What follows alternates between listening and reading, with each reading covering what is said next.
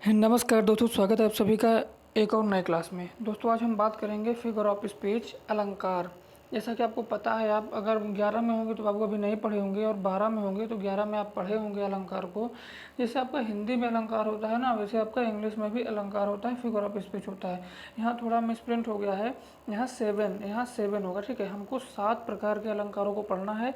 हमको 7 टाइप्स के अलंकारों को, फिगर ऑफ स्पीच को क्या करना है बाबू, पढ़ना है। तो there are 7 types of figure of speech. ठीक, तो बाबू हम पहले बात करेंगे सिमली। पहला क्या है हमारा, पहला है सिमली। पहला ये आपको शानदार ट्रिक्स बताएंगे, पहचानने की शानदार ट्रिक्स बताएंगे, और हम आपको बताएंगे कि जो 7 प्रकार का अलंकार होता है इसको हम कैसे पहचान सकते हैं कि सातों यही है। अब देखिए सिमली, ए सिमली एक्सप्रेसेस, ठीक है, कंपेरिजन मतलब कंपेरिजन होगा इसमें बिटवीन टू अनलाइक, मतलब बिटवीन दो चीज़ों के बीच में, ऑब्जेक्ट और इवेंट। ऑब्जेक्ट मतलब होता है वस्तु और घटनाओं के बीच में। Usually to comparison expressed by using like, such as, just as और सो एज। अगर आपको कहीं पर भी देखिए, अगर आपको बाबू कहीं पर भी like, such as, just as so as दिखे तो समझ लीजिए तुरंत वह सिमली है। वह क्या है, वह सिमली है। एग्जाम्पल देखिए, आई लाइक यू, मैं तुम्हें पसंद करता हूँ। और राम इज एज टाल एज श्याम, राम जो है उतना ही लंबा है जितना कि श्याम, राम उतना ही लंबा है जितना कि श्याम।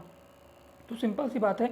अगर आपको देखिए इसमें एज के बीच में टाल को रखा गया है, तो बाबू यही मैं बताना चाहता हूँ, सिमली वह होगा जिसमें like, such as, just as as so as. अगर आपको ये शब्द कहीं पर भी दिखे, आपको पहचानने को दिया जाएगा बोर्ड एग्जाम में। 2 मार्क्स का आएगा, 2 मार्क्स का आपको आएगा डिफिनेशन लिखने का। ठीक है, अगर आपको कहीं पर भी ये सब मतलब शब्द दिखे, like, such as, just as so as, तो आप समझ लीजिएगा कि यह क्या है, ये हमारा सिमली है बाबू। यह हमारा क्या है, सिमली है। यह क्या है, हमारा सिमली है। उपमा अलंकार, जिसे हम हिंदी में बोलते हैं उपमा अलंकार, पढ़े होंगे उपमा अलंकार। अब देखिए नंबर 2 हमारा metaphor. A metaphor is an implied simile. जो मेटाफर होता है वह सिमली क्या होता है, इम्प्लाइड होता है। इसमें मतलब तुलना नहीं की जा सकती। इसमें क्या होता है, इसमें तुलना नहीं की जा सकती, इसमें कंपेरिजन नहीं होता है। जो होता है सच्चाई होती है। जैसे देखिए, the camel is the ship of desert. जो कैमल होता है, जो ऊँट होता है, वह रेगिस्तान का जहाज होता है। ये सत्य है। मतलब कहते हैं ना कि camel is the ship of desert, तो जो कैमल होता है वह रेगिस्तान का जहाज होता है। इसमें कंपेरिजन नहीं होता, इसमें दो चीज़ों के बीच में कंपेरिजन नहीं होता। इसीलिए होता है a metaphor is an implied simile. A metaphor is an implied simile. इसमें क्या होता है, इसमें बाबू कंपेरिजन नहीं होता, तुलना नहीं होता है। जैसे हो गया, life is not bed of roses. Life is not bed of roses, जिंदगी फूलों की सेज नहीं। मतलब इसमें जो कहा जाएगा सदा सत्य कहा जाएगा कि ये सही बातें होती हैं। ठीक है, ये हमारा क्या होगा बाबू, मेटाफर होगा। मेटाफर मतलब होता है रूपक अलंकार।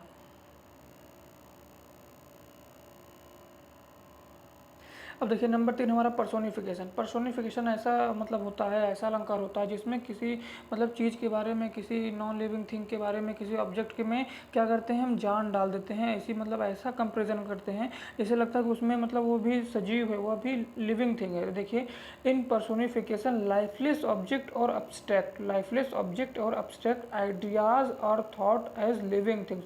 मतलब इसमें क्या होता है, लिविंग थिंग, मतलब इसमें ऐसा लगेगा जैसे आपको इसमें जान डाल दिया गया हो। ये देखिए, experience is the best teacher. यहाँ क्या है, यहाँ एक्सपीरियंस है।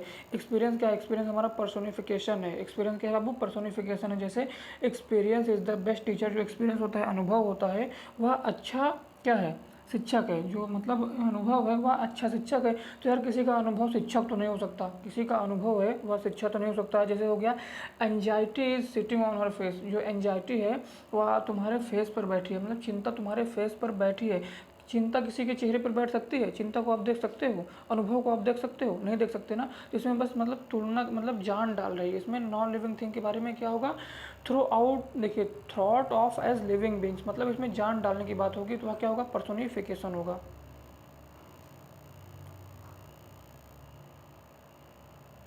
अब देखिए नंबर 4 हमारा अपोस्ट्रॉफी। अपोस्ट्रॉफी देखिए, in apostrophe we address. Apostrophe मतलब एक्सप्लेनेशन मार्क। अपोस्ट्रॉफी मतलब क्या होता है, एक्सप्लेनेशन मार्क, विस्मयबोधक चिन्ह।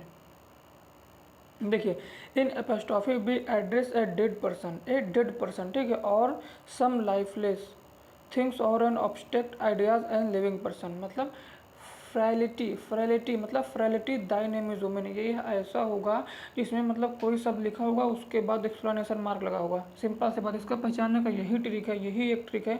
अपॉस्ट्रोफी को हम कैसे पहचान सकते हैं? अपॉस्ट्रोफी को पहचानने का सिर्फ यही ट्रिक है कि इसके नीचे मतलब एक्सप्लेनेशन मार्क होगा, जैसे यहाँ पे है, जैसे यहाँ पे देखिए एक्सप्लेनेशन मार्क दिया गया है, उसी तरह एक्सप्लेनेशन मार्क होगा। अगर एक्सप्लेनेशन मार्क दिया गया है, अगर किसी जैसे hurrah we have won the match, hurrah मतलब खुशी हो रही है ना, bravo we have won the match, हम मैच जीत चुके हैं, ठीक है। तो यहाँ पे क्या होगा? एक्सप्लेनेशन मार्क होगा। अगर एक्सप्लेनेशन मार्क दिया गया है तो तुरंत आप मार्क आइए अपॉस्ट्रोफी, बिना सोचे। अब देखिए हाइपरबोल, हाइपरबोल मतलब होता है अतिशयोक्ति। हाइपरबोल मतलब होता है बाबू किसी भी चीज़ को बढ़ा चढ़ा के बताना। हाइपरबोल मतलब क्या होता है? किसी भी चीज़ को बढ़ा चढ़ा के बताना, मतलब बहुत, किसी भी चीज़ को बढ़ा चढ़ा के बताना, या किसी भी ऐसी चीज़ को उसको बहुत ज़्यादा घटा के बताना। मतलब दोनों दोनों कंडीशन होगी, बढ़ा चढ़ा के बताना भी, घटा के बताना भी, बढ़ा चढ़ा के बताना भी, घटा के बताना भी।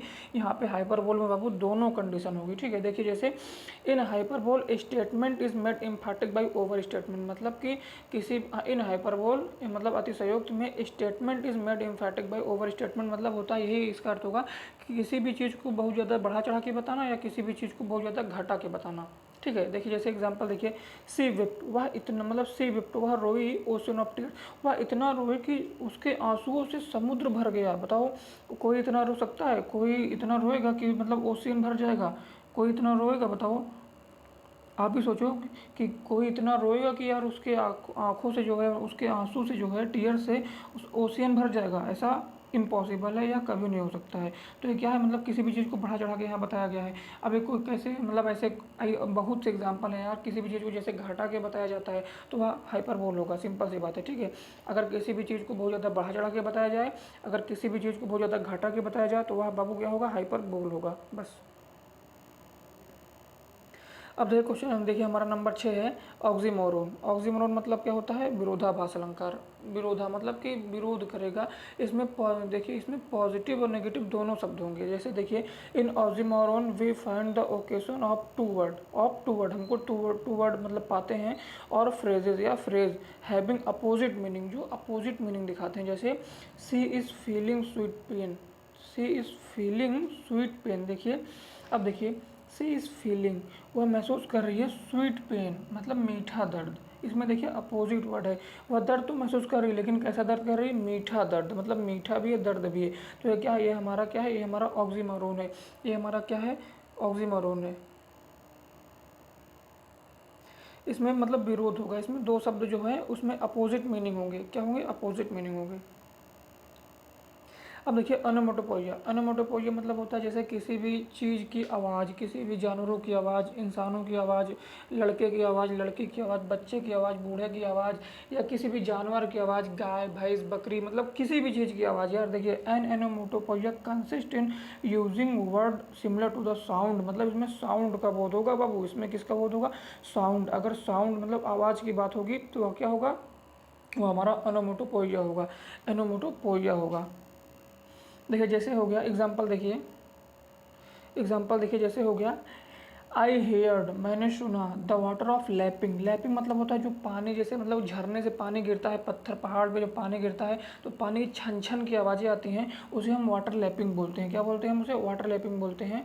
आई हेयर द वाटर लैपिंग, मैंने वाटर लैपिंग सुना ऑन द क्रेक, ठीक है, तो क्रेक पर। तो मतलब कि वाटर लैपिंग, लैपिंग जैसे हो गया cooing of doves, cooing of doves. अब देखिए जैसे चिरपिंग, देखिए the bird are chirping, the bird are chirping in the morning, मतलब जो है सुबह में पक्षियाँ चहचहा रहे हैं। तो यहाँ क्या होगा? चिरपिंग मतलब होता है चहचहाना। तो मतलब किसी भी चीज़ की बोलने की आवाज़, साउंड की बात होगी बाबू, साउंड की बात होगी तो वह एनोमोटोपोइया होगा, ठीक।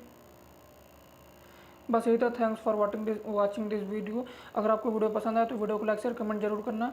उम्मीद करता हूँ कि आपका जो फिगर ऑफ स्पीच है वह क्लियर हो गया होगा। हाँ, आपको जो ट्रिक बताने वाले थे हम, ट्रिक ये है जैसे मतलब आपको कैसे पहचानना कि 7 हैं, हमको याद नहीं होंगे सर, तो सर इसके लिए भी ट्रिक है हमारे पास। 7 को याद करने का एक बहुत ही शानदार कॉन्सेप्ट है, इसको हम आपको बताते हैं अभी। 7 को याद करने की, देखिए शैम्पू लिखो, शैम्पू,